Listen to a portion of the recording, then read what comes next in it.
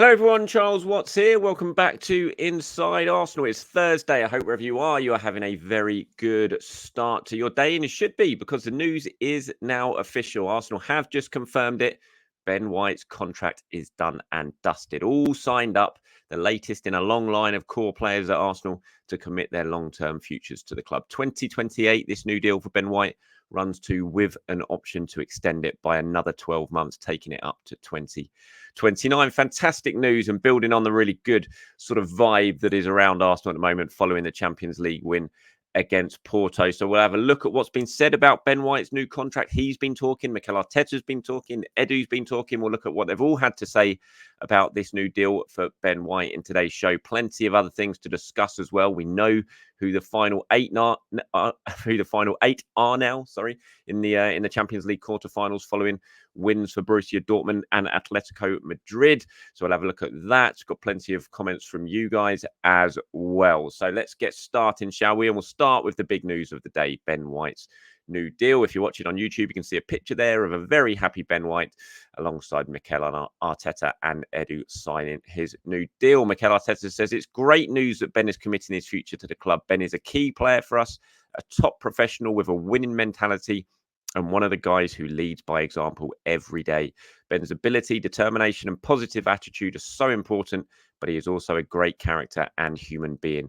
We all look forward to continue working with Ben in the coming years. Arteta understandably delighted, and he absolutely should be. It was interesting. Ben White was really one of the first of the sort of new influx of players, wasn't it, in that summer when Arteta finally started to put his stamp on the squad at the end of that transfer window, when the season obviously started badly with the defeats against Brentford, Chelsea and Manchester City. Then we had the international break, and then after the international break, suddenly the team looked very, very different. Everyone, all of the sort of 6 new arrivals were on the pitch in that day against, was it Watford? I can't remember who it was that day when Arsenal won 1-0, got their first win of the season, and suddenly it just looked like a new team. And Ben White was kind of the first one of that summer. He was a player Arsenal really, really wanted.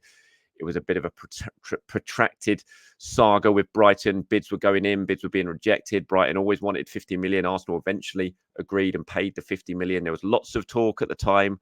Oh, Arsenal have been done over. They've paid too much. I remember all the Man United fans on social media all laughing that they'd signed Varane for less than Arsenal had signed Ben White, and we're laughing about who got the better deal. Well, I don't think anyone's laughing about that right now, are they? Ben White's proven to be an absolutely fantastic piece of business, worth every single penny and more. And he's committed his future for another 4 years, which is brilliant news for Arsenal. Just brings so much quality on the pitch, at right back, at centre back, can play midfield if he needs to. The versatility, he's everything that Mikel Arteta wants in a player. He had a little bit of a dip in form in the first half of this season, no doubt about that. He was playing with an injury. I think since coming back from Dubai, no one has epitomised the sort of turnaround in Arsenal performances more than Ben White. He's been absolutely superb. He was brilliant at the weekend when you go back to the win. And the 2 assists he got in the win there at the weekend, especially that crucial late assist for Kai Havertz.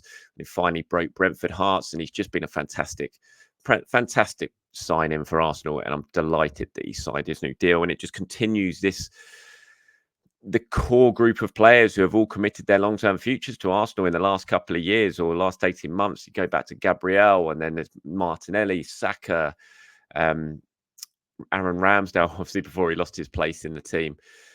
William Saliba, they're just all doing it. They're all signing new deals. Tomiyasu will follow. That'll be announced very, very soon. I'm expecting probably by the end of the week, it will be announced that Tomiyasu signed his new deal as well. And so all the key players in this team are committing their futures to the club, and it's fantastic news. And it says an awful lot about where the club is. They're able to keep hold of these players. It's not long ago. You don't have to cast your mind back too far, do you? That Arsenal would have a decent group of players, but one by one, they'd all get picked off. The club would be unable to sort of match their ambitions. They wouldn't be able to keep them. Other clubs would come in, take them off their hands, and we'd have to watch as they go and win their trophies elsewhere. But hopefully this group are going to win their trophies at Arsenal. Fingers crossed. We shall wait and see. So Ben has been speaking about staying at Arsenal and why he's done it. And he's talking about how he and others have all signed their long-term contracts in recent months. And he says, I think when those sort of players are getting signed, it shows there is a real ambition about the club, and it's something I'm loving being a part of. I think if you look at the ages in the squad, it's going to get better. Day to day, it is shown how important this club is and how important it is to do the little things right and get the results that we need. I've been on loan 3 times. I've been places for a year. I think this is the first time I'm actually settled and known I'm not going anywhere in the summer. Being here is unbelievable. He gets a lot of grief, Ben White, I think, from people who don't really understand him as a character, and they look at him and they, see all the headlines. Oh, he doesn't like football, which is complete rubbish. He does like football. He just doesn't like going home and watching football because he's there all day. Everyone's got their own way of dealing with things and getting through the week. And Ben White's, he throws himself into everything at the training ground. You talk to anyone about him, he's so obsessed with training and being the best he can possibly be and working so hard and learning so much that when he goes home, he just doesn't want to watch football. You can kind of understand it in a way. Everyone's different. I'd want to go home and watch football, but Ben White clearly doesn't. And that's how he copes, and that's how he improves, and that's how he switches off, and that makes him better for the next day. So it's not that he doesn't like football at all. He just doesn't like to go home and immerse himself in it, having spent all day playing it and learning and working hard there. And so a lot of the stuff you read about Ben White and you kind of the impression that people have of him, it's just not true. He is an absolute football mad. He's absolutely determined to get the most out of his career that he possibly can. And it's fantastic that he's going to be doing that at Arsenal. So really, really brilliant news on Ben White. And let me know what you guys think about Ben White signing a new deal. I'm just trying to get some. I have also got some quotes to share from Edu as well. But let me know what you guys think about Ben White signing a new deal. Are you as happy as me? I'm sure you must be. I can't imagine there's anyone who's looking at this and thinking this is a bad thing for Arsenal. It's clearly a brilliant piece of business. Again, Edu, who's obviously front and centre when it comes to getting these players tied up. He's the guy leading the negotiations when it comes to these contracts. He says, we are so happy to have completed a new long-term contract with Ben. Since Ben joined us, his contribution and commitment have been such high quality. Our supporters love him. We love him, and we look forward to enjoying Ben's performance with us for years to come. So nice words there from Edu. And he's right. The supporters do love him. And I think when you look at Ben White and what he does on the pitch, how he handles himself on the pitch, all the stuff that we love, footballers doing for their club, being a bit of a wind-up merchant at times, the dark arts, the stuff that Ben White does, it just endears himself to this fan base. And so, yeah, it's really, really good news. Absolutely delighted. And as I said, not going to be too long now to wait until Tomiyasu's announcement as well. And that's, pretty much everyone signed up to long-term deals now. And that just helps everyone be able to focus. There's no worries about who's going where, are other clubs coming in. For the players themselves, they know they've got they're committed. They know they're not going to be going anywhere. They know the club has faith in them and has given them these long-term contracts. So their mind's not going to be wandering, thinking about what, is the grass greener somewhere else. And it's just going to help, you would think, get this team over the line and enabling them to achieve what they want to achieve at this football club. And that's just fantastic news. So yeah, great news about Ben White. Okay, moving on to the Champions League quarter-finalists. If you're watching this on YouTube, you can see the graphic now of the final 8. That is some lineup, isn't it, for the Champions League quarter-finals? Arsenal, Atletico Madrid, Barcelona, Bayern Munich, Borussia Dortmund, Manchester City, Paris Saint-Germain, and Real Madrid. Who is it that Arsenal are going to get? I've had a comment here or question here from a user FC. He doesn't actually give his name, gives his friend's name, but not his name. Says, hi, Charles, big fan. Me and my mate, Charles DC, always look forward to watching your videos together. Just wanted to know your thoughts on who you would like to face in the quarterfinals. Personally, I would love to face Bayern, even though there is there is certainly no guarantee that we would beat them. Bayern, a huge club who have completely humiliated us in the competition in the past. Defeating them would be such a huge statement for how far Arsenal have come since the days of continuous disappointment. And I think facing a European superpower or powerhouse like Bayern would be such an exciting challenge for our players who have previously had little or no Champions League experience. The cherry on top of the cake would be knocking Tottenham's best player out of the competition. This doesn't mean I think Arsenal would beat Bayern. They're a team oozing with quality who have world-class players across the pitch, but a win that symbolises a progress that Arsenal have made under Arteta would surely go down as a historic Arsenal victory. And then I presume that is your mate, Charles DC, underneath, who then replies saying, I want Barca. So who would I like out of that 8? It's a really tough one because, as I said, it's just a really difficult it's just a top level quarterfinal, isn't it? When you look at it, all 8 teams there have got European pedigree. You'd probably look at it and think maybe Dortmund are the weakest of the lot right now, but you're never going to have easy. I mean, you're not going to have easy ties against any of this lot. I wouldn't. In terms of who I want, I don't know. I wouldn't really be scared of anyone, I have to say. I just think, and I've said it before, I think this Arsenal team are good enough to win this competition. They're going to need luck to do it. They're going to need decisions to go their way at crucial times to do it. But that's the same can be said for absolutely every team left in this competition. Look, Manchester City are the favourites. They're the holders. They're the favourites. Real Madrid, you know what you're going to get when you come up against Real Madrid in the Champions League in the latter stages. They just know how to get the job done. They've done it time and time again. Even when you're not really expecting them to do anything, they'll still pop up and end up winning the tournament. It's just what they do. It's what they've always done, and it's what they do.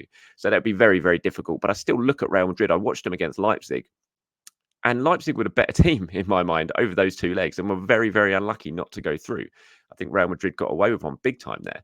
And I was watching that, and I was just thinking, I wouldn't worry about Arsenal facing this team. They might go out. Obviously, they might go out because you're playing Real Madrid over 2 legs.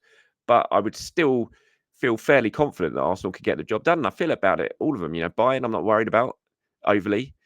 Barcelona, no. Paris Saint-Germain, no. Obviously, Kylian Mbappe on his day can beat anyone. So they'll all be very difficult. But so I don't really know who I want in answer to your question. I know it's a pretty long-winded answer. I don't think there's anyone I'm too bothered about. I think the one team I wouldn't want is Manchester City, and that's not because I don't think Arsenal could get through against City over 2 legs. Look, they've already played City twice this season, haven't lost either game. 1-1 on penalties and won the other one 1-0 in the league. But it would be slap bang around the time that Arsenal are playing them in the league as well. And I wouldn't fancy, playing City 3 times in quick succession is going to take so much out of your legs. I think Liverpool would be absolutely delighted if Arsenal got Man City and those 2 teams had to play each other 3 times. Liverpool could just sit back and enjoy it while those 2 teams basically beat each other black and blue and kick lumps out of each other. And there'd be such 3 high intensity games. So that's the one I would like to avoid. I just don't, playing City once in the run-in is enough. I don't want to play them 3 times. So yeah, anyone but City basically is my answer to that question. But let me know what you guys think. Who do you want in the quarterfinals? We'll find out tomorrow, 11 o'clock UK time. That is when the draw is tomorrow. So not got too long to wait now, but let me know who you want in the quarterfinals by leaving a comment below. Talking about Manchester City, I'm not sure if you've seen this today, but Christoph there reporting that Kevin De Bruyne is not in the Belgium squad due to a, quote, minor groin injury. Tedesco's been speaking about it. He says Kevin's been playing with a minor groin issue during the last games. Yesterday, I spoke to the doctor and Kevin, and we decided that the risk is too big. It's better to give him time to recover well at City and then have him ready for the Euros. What a great big surprise that is. Kevin De Bruyne pulling out of Manchester, the international squad for the international break. I don't think anyone is going to believe for a second that he's going to miss the Arsenal game after the international break. I'm sure we know he's going to be fit. He's going to have a nice couple of weeks rest and be fully recharged for that one. It wouldn't surprise me if Erling Haaland manages to find some sort of injury and pulls out of the Norway squad as well. I think he did that at this point last season. Should Arsenal players be doing the same thing? 100% yes. Will they? I highly doubt it. But yeah, that's the news coming out of Manchester City today. No Kevin De Bruyne in the Belgium squad. He is not going to be going away during the international break. He is going to be staying back in Manchester. Here's one from Charlie. He says, Charles, I think last night, and when he says last night, he means the Porto game on Tuesday night. He says, I think it was exactly what this team needed to show. Funny as other Prem teams may mock that we scraped through, but the European elite would not have wanted to see that yesterday. The youngest team in the league can play lovely football and blitz teams, see the group stages, but now showing they have the mentality not to lose their heads and stay composed against the dark arts giants of Porto. Time wasting, diving, physical side doesn't matter. Arsenal can get it done in multiple ways. It's a problem for others. And again, what that means for the future with more investment, more experience for these players, it will be a real concern. I agree. Look, I said it. I think the 2 legs are going to be a really huge, valuable learning curve for Arsenal, for such an inexperienced team who's not been in that position before in the Champions League. For Mikel Arteta, a young and inexperienced coach who's not been in that position before in the Champions League, I think they're going to learn an awful lot from that. And as I said, I think it's going to stand Arsenal in very much good stead, potentially more than it would if they'd have just hammered Porto 4-0 on Tuesday night and got through. Martin Odegaard was talking about it, actually. I thought it was interesting in response to the question I've just answered there. He says, I think we have to use this. We have to grow off this. It is a massive night for everyone. We are still a young squad, but this was another big experience for everyone. We have to keep building on that and use it in a good way going into the end of the season. I think it's a massive boost for everyone. The way we did it also, it maybe wasn't the best game, but you saw everyone pushing so hard, digging so deep. And I think you saw the mentality in the team when we stepped up to the penalties. I'm really proud of everyone. So like him, I really agree. I think the way Arsenal won, the way they got the job done, the way they had to dig it out, against a really difficult team, I think they can grow off it. I think they can learn from it. And I think it'll be a really important thing for the future for Arsenal. So yeah, fantastic news on that. Actually, before I continue, I should have flagged this at the start of the show. I didn't, I forgot, but I'm sitting down with James Benge to record Inside Arsenal Extra Time a little bit later on this afternoon. So if you want anything to be involved in that show, you want question, comment, anything like that, then please do reply in the comments below with those. Start it as usual with the word extra time, and I'll pull some of them together and we'll get them included in today's show. Now, just do a couple of little bits for your attention before I wrap this up today. Obviously, my book, I know loads of you got it last summer. I really do appreciate it. But the paperback version is coming at the end of this season in the summer. I think it's due for release in July. As you can see, the graphic on the screen there, the Sunday Times bestseller. I love having that on the front of the book. Obviously, after the success of the hardback, which came out last summer. So the paperback is coming out in the summer. If you haven't got the hardback yet and you've been waiting for the paperback, then you can pre-order it. I'll drop the link down below in the description. And it is, as you can see there on the screen, it is going to be updated, fully updated to include a new section on the 2023-24 season. So it's not just going to be the same book. It's going to be an updated new version when it comes out for the paperback release in the summer. As I said, if you want to get on the pre-order, you want to do that, then you can find the link in the description below. Here's one from Creedy. Also, I just wanted to flag before wrapping things up today. He says, massive night for Raya. At this point, Arteta could bring in Boris Johnson as a number 9 and we would have no choice but to trust him. And also congrats on joining the Daily Briefing. Yeah. Also, yeah, if you haven't seen that yet, I have now. My first debut column for Caught Offside went out yesterday as part of the Fabrizio Romano Daily Briefing. If you sign up for free for Fabrizio's Daily Briefing, which gets delivered into your email inbox every day, then you can read my Arsenal column, which is going to be going out once a week, where I'll talk about all the latest news, transfer stuff, give my opinions on the big talking points of the week at Arsenal. So the first column went out yesterday. As I said, I'll drop the link in below as well to the Daily Briefing. If you sign up to that for free to get Fabrizio's Daily Briefing delivered every single day into your inbox, then you get access to my Arsenal column as well. All right, thank you very much for watching, everyone. Appreciate your time as always. Like I said, don't forget Inside Arsenal Extra Time with James Benge coming a little bit later on today. If you want to get involved in that show, you want us to talk about what you want us to discuss, then leave your comments, questions, opinions in the comments below with the start extra time, and hopefully we'll get them included. Till then, everyone, have a great day. Speak to you soon. Bye-bye.